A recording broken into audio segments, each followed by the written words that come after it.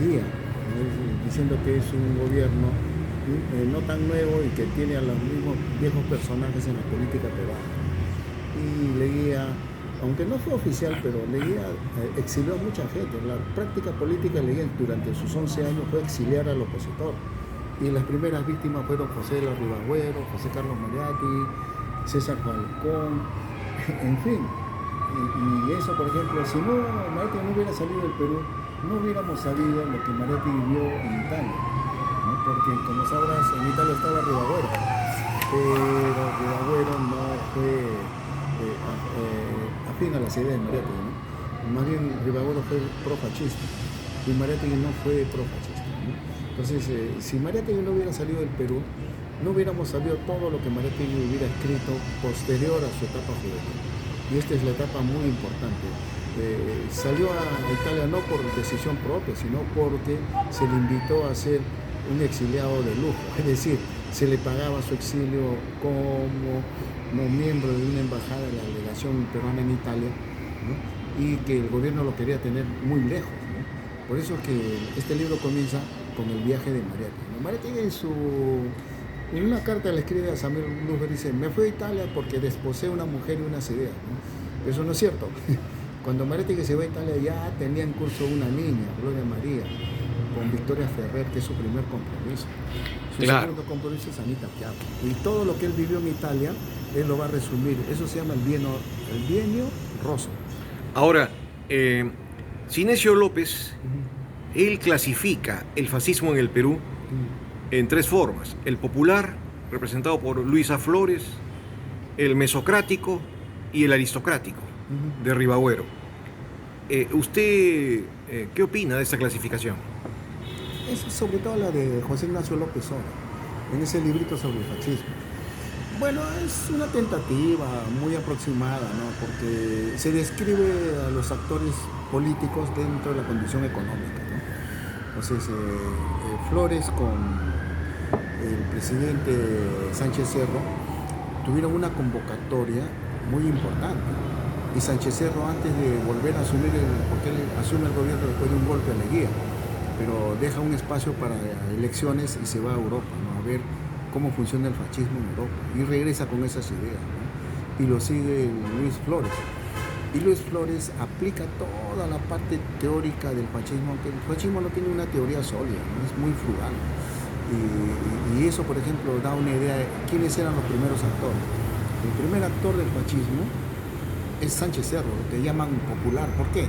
Porque muchos sectores pobres, ¿no? Obreros, etcétera, seguían a Sánchez Cerro, ¿no? Y es más, ¿no? Sánchez Cerro en la elección gana Haya La Torre, y Haya La Torre no acepta ese triunfo, dice que hay un fraude electoral, pero Sánchez Cerro tenía un arraigo popular, eso no hay que negarlo, ¿no? Y Flores era el operador político. Ahora, después viene, una vez que es asesinado Sánchez Cerro, ¿no? Asume la función Ribagüero, ¿no? Muchos otros que no eran los sectores populares. Ribagüero era una persona que tenía dinero, ¿no? Entonces ellos también dan un mensaje fascista, pero muy distinto al de Sánchez Cerro. Ribagüero era más proclive a Mussolini, no tanto a Hitler, ¿no? Entonces ese discurso muere cuando hasta el año 39 se declara la Segunda Guerra Mundial y todo el gobierno de ese tiempo asume una postura pro-norteamericana.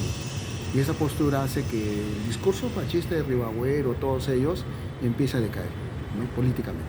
El capítulo 2 se titula En Italia, descubrimiento y consolidación. ¿Qué es lo más destacable acá? La formación, la consolidación política de Mariátegui. Por primera vez empieza a leer a los autores directamente en italiano. Lee a Marx en italiano, lee a Lenin en italiano, lee a otros autores en italiano y algunos textos se los envían en francés. Pero lo más importante es que en Italia conoce a Antonio Gramsci, conoce a Piero Govetti. Muchos creían que no lo conocía, lo conoce. Y está presente en la división del Partido Socialista Italiano, que se convierte después en Partido Comunista. Entonces conoce a Bordiga, todos los líderes comunistas que se apartan del Partido Socialista. Su consolidación política, ideológica es muy fuerte. Y eso reconoce Mariátegui en muchos artículos, que su estancia en Italia le sirvió para conocer muy a fondo el marxismo que él abrazaba. El capítulo 3 se titula El desafío de un proyecto. Así es. El Partido Socialista que funda Mariátegui en el Perú en 1928 se había fundado antes en Italia una célula socialista con Carlos Roe, con Palmiro Maquiavelo, con César Falcón. Ellos acuerdan en el año 21 fundar un partido similar al que había en Italia, ¿no? Al Partido Socialista Italiano. Y eso, por ejemplo, es un desafío, porque cuando llega Mariátegui, le reclama a César Falcón, le dice, ¿no? Mariátegui, hemos acordado en Italia que tú debes fundar un partido y hasta ahora no fundas nada, ¿no? Y Mariátegui le explica, sí, no lo fundo porque los sectores están populares, los obreros, están influidos por el anarcosindicalismo, por el mutualismo, y hablar de política socialista entre los obreros es muy difícil, ¿no? Por eso que el desafío fue fundar un partido político. Ella había fracasado el año 19 un partido socialista donde él se aparta. Entonces este nuevo partido socialista tenía que tener otro semblante, otro cariz. Pero él dice, antes de fundar algo hay que preparar, hay que educar a la población. Por eso funda la revista Mauta, ¿no? Y por eso se apega a las universidades populares González Prada y da sus conferencias sobre la cuestión internacional. Los obreros de Lima son los primeros en enterarse de lo que pasaba en Europa antes que las revistas y los periódicos que circulaban en Lima. Ese es el mérito de Mariátegui, de haber preparado toda una organización como la CGTP que él funda, ¿no? El Partido Socialista, educando a los trabajadores. De ahí que usted se extiende en el capítulo 4 sobre la pedagogía política que ejerce Mariátegui, en el capítulo titulado Escritos antifascistas, desnudando a la reacción. Sí, es que como te conté, los artículos son extensos. Todo el mundo creía que Mariátegui solamente en la escena contemporánea había tratado el tema, pero no, está por ejemplo, la familia, los hijos de Mariátegui, en Cartas de Italia, ponen todos los artículos que Mariátegui envió al diario El Tiempo. Pero en esos artículos hay escritos sobre el fascismo. Después, en la revista Variedades, también hay extensos artículos después de 1925 sobre fascismo. El Directorio Español, ¿no? En la revista Mundial también hay artículos sobre fascismo. Entonces uno se queda sorprendido, ¿no? ¿Qué tanto escribió durante toda su vida Mariátegui sobre fascismo? Escribió mucho. Entonces hay que revalorar toda esa labor intelectual que tuvo y reivindicarlo por su postura.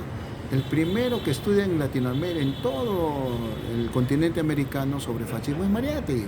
Ni siquiera los italianos de esa época habían publicado tanto.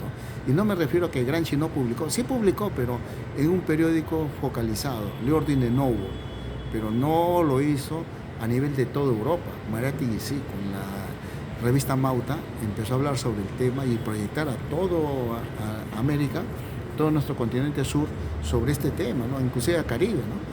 Entonces, el valor de la postura de Mariátegui es propender el estudio desde el primer momento. Eso es lo que distingue a Mariátegui frente a otros pensadores marxistas de nuestro continente. De ahí que en el capítulo 5, Legado y Antagonistas, se resalten sus artículos sobre la Unión Revolucionaria, la Contrarrevolución Anhelada, entre otros.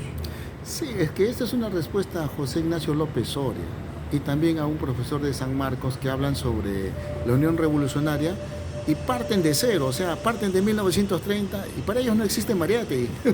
Y yo me pregunto, ¿cómo que no va a existir Mariátegui si el primero que empieza a denunciar todo esto es Mariátegui? Y tanto uno como otro odian a Mariátegui, ¿no? Claro que sus estudios son interesantes, no hay que negarlo, pero hay que ver el antecedente. Entonces ellos parten del punto cero, 1930, no existe nada contra el fascismo, no se ha escrito nada contra el fascismo, falso.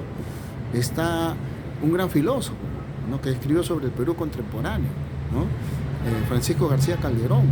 Él tiene un libro en el año 26 que publica que se llama Europa Inquieta, que ataca el fascismo. Y acá en la revista Variedades, también el año 26, escribe sobre napoleonismo y fascismo.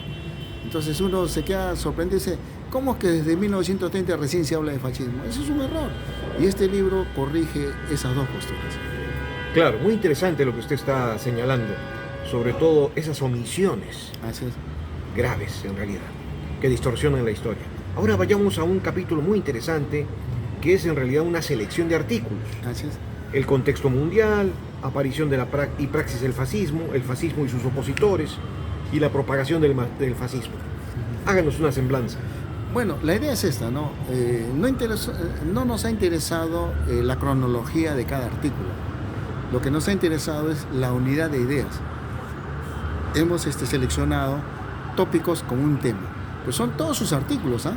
Sino como él mismo hace, ¿no? O sea, en sus libros él hace lo mismo. Entonces nosotros hemos seleccionado por área temática cada ruma de artículos que él ha publicado para entender qué pensaba sobre el tema. Y nos ha salido una cosa extraordinaria. O sea, por cada título que hay artículos de Mariátegui que bien pueden componer un libro como si él lo hubiera escrito.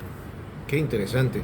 Realmente su libro es también un descubrimiento, un redescubrimiento de los aportes antifascistas de Mariátegui. Así es. Y a propósito, quisiéramos pedirle que nos haga una reflexión para el auditorio, todos los seguidores de su pensamiento y de su desarrollo intelectual.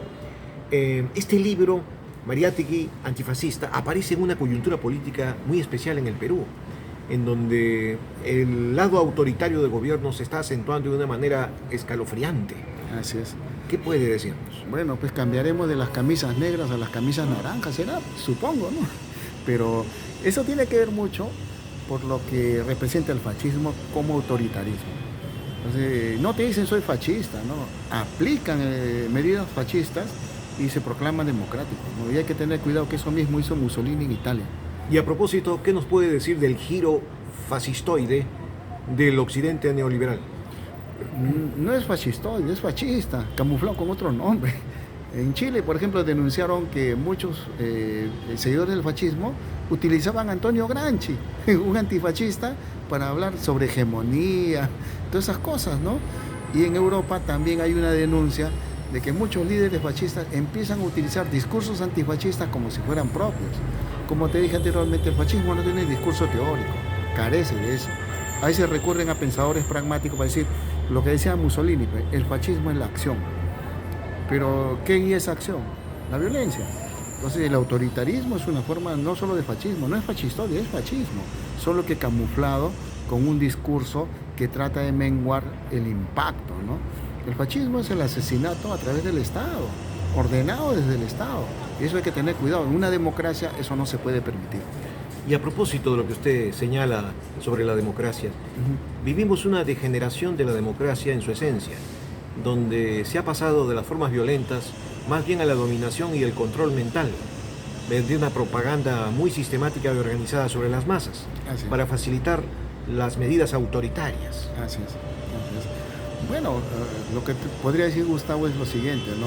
Ese libreto que escribió Mussolini en su política de consolidación se aplica y lo repiten aquí. En muchos lugares de Latinoamérica repiten lo mismo que en 1922, 23, 24, 25 Mussolini aplicó en Italia. El mismo discurso, el mismo titular de Pereco, todo igualito. Si tú revisas Italia en esas épocas, te das cuenta que eso mismo que dicen ahora ya está el año veintitantos en Italia, está en España, está en Alemania. Entonces hay que tener cuidado que se engaña a la población con discursos que no son ciertos, porque al final te dicen, vamos a hacer esto, pero hacen otra cosa diferente, ¿no? Y para todo fascista, el pensamiento crítico, la divergencia, ¿no? Estar en una orilla contraria de pensamiento es peligroso para ellos, ¿no? Todos quieren el pensamiento único, que seas fascista y no otra cosa. Ahora, usted se ha sacado este libro del sombrero de mago de manera inusitada, nos ha sorprendido a todos. ¿Qué otro libro está en camino? Bueno, el otro libro, bueno, te comento la carátula, es un trabajo de Rolando Gutiérrez, hecho con inteligencia artificial y matizado, ¿no? Porque hice una foto de Mariátegui en blanco y negro como delegado al Congreso Económico de Génova en 1921, está en blanco y negro. Como siempre, muy buen trabajo de Rolando. Sí, y acá la carátula es mérito de él, ¿no? No es mérito mío, ¿no? Ahora, ¿qué estoy preparando para el futuro? Bueno, en diciembre pienso terminar ya la última parte del estudio crítico de la correspondencia de Pedro S. Zule, ¿no? Ya las cartas están compiladas acá en la Biblioteca Nacional, todas, y lo único que estoy terminando es el estudio crítico. Y voy a plantear cosas que les va a doler a muchos, sobre todo a las feministas, que las verdades se dicen a medias y no se dicen completas. Y yo no soy un antifeminista, pero tengo que decir las cosas como son, con la verdad en la mano. Entonces muchas van a saltar hasta el techo, lo siento mucho. Otros también que dicen ser seguidores de Zulen, pero a Zulen lo ha visto como un negocio, ¿no? Y les voy a mostrar de lo que ellos no son capaces, ¿no? De ver toda esta parte de un Zulen que no conocían y no conocen, porque este es un Zulen como artículo de fe que se vende, ¿no? Y yo no hago de Zulen un artículo de fe ni de Mariátegui ni de nadie, ¿no? Trato de, como investigador, que se vea al autor tal como es, objetivamente, sin agregarle ni quitarle nada, ¿no? Entonces este libro de la correspondencia es justamente eso, ¿no? Darles la parte interior de Zulen para que los que conozcan a Zulen lo conozcan mejor y más, ¿ya? Uno de los pensadores más grandes antes de Mariátegui es Pedro Zulen, y el término gamonalismo, todo eso, es Zulen, no es Mariátegui. El federalismo, centralismo no es Mariátegui, lo antecede Zulen, pero no lo conocen, pues. Ni siquiera los de San Marcos conocen a Zulen, que tanto se llenan la boca de Zulen, no lo conocen. Y a mí me ha dado mucha pena comprobar que solamente usan Zulen como un negocio, ¿no? No lo usan como un elemento para consolidar y conocer mejor lo que ha pasado en el Perú en el siglo anterior. Muy agradecidos por esta decisiva entrevista que hemos sostenido. Y gracias. Como siempre vamos a estar persiguiéndolo para la siguiente obra. Gracias, Gustavo. Muy amable. Gracias.